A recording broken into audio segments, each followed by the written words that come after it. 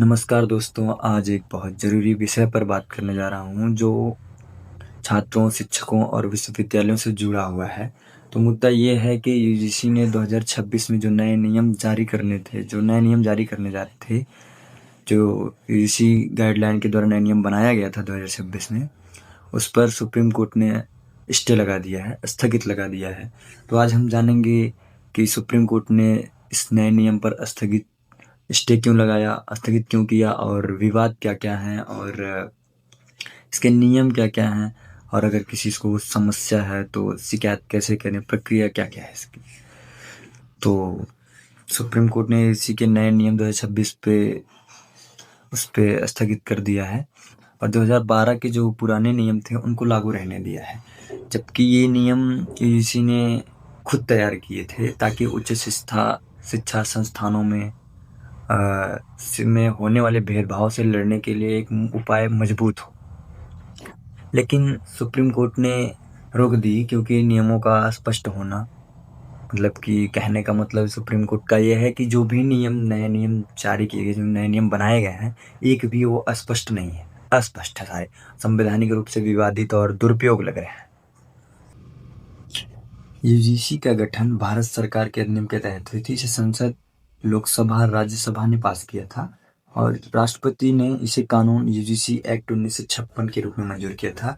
जनवरी 2026 में यूजीसी ने promotion of equity in higher education institution regulations 2026 नाम से नए नियम जारी किए। नए नियम कहते क्या हैं? हर शैक्षणिक संस्थान, हर संस्थान में, हर कॉलेज विश्वविद्यालय में ईओसी, इक्वल अपॉर्चुनिटी सेंटर बनाना अनिवार्य होगा। जबकि 2012 में ये नहीं था। 2012 में बस सलाहकार दिशा निर्देश दिए गए थे। 2012 में एससी और एसटी के लिए था और जबकि 2026 में नए नियमों में एससी, एसटी, ओबीसी एंड महिलाएं, दिव्यांगता आदि को भी जिसमें जोड़ा गया। नियमों को पालन न करने पर संस्थान की यूजीसी मान्यता, फंडिंग योजनाएं सब रोकी जा सकती हैं। यह नियम किसी के खिलाफ नहीं है, बल्कि न्याय और समान अवसर के लिए है। अब सवाल यह नहीं कि नियम क्या है, सवाल यह है कि हम उनका सही इस्तेमाल कैसे करते हैं। अब हम जानेंगे कि शिकायत कैसे करें।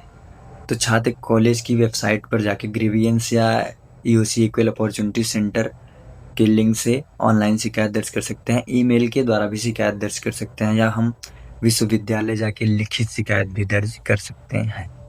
और हर संस्थान या हर विश्वविद्यालय को 24x7 हेल्पलाइन जारी करना होगा, इक्विटी हेल्पलाइन जारी करना होगा। इसलिए 24x7 का मतलब क्या है? 24x7 का मतलब यह है कि 24 घंटे 7 दिन, सप्ताह में 7 दिन होते हैं, तो रविवार को भी आपकी जांच प्रक्रिया जारी रहेगी। और इन नियमों के तहत शिकायतकर्ता, जैसे कि हम शिकायत अगर करते हैं तो हम अपनी पहचान को गोपनीय या छिपाने का उनसे अनुरोध कर सकते हैं और ये संस्थान को मानना अनिवार्य होगा, संस्थान को मानना ही होगा इससे। तो अब हम जानेंगे कि शिकायत के बाद क्या होगा। शिकायत मिलते ही इक्विटी कमेटी, समानता न्याय समिति जांच प्रक्रिया शुरू कर देगी और जांच रिपोर्ट को विद्यालय के प्रधानाचार्य या कुलपति को सौंप दी जाएगी। अगर मामला गंभीर है तो संस्थानों को पुलिस में भी एफआईआर दर्ज कराना अनिवार्य होगा। फैसले से अगर कोई भी छात्र संतुष्ट नहीं होते, अगर वो असंतुष्ट हैं, तो उन्हें 30 दिन के भीतर जो शिकायत निवारण अधिकारी हैं उनको भी अपील कर सकते हैं। नियम तोड़ने वाले जो संस्थान है, अगर नियम तोड़ती है कोई संस्थान, इस नियम को तोड़ती है, तो उन्हें भारी जुर्माना और मान्यता तक भी रद्द की जा सकती है।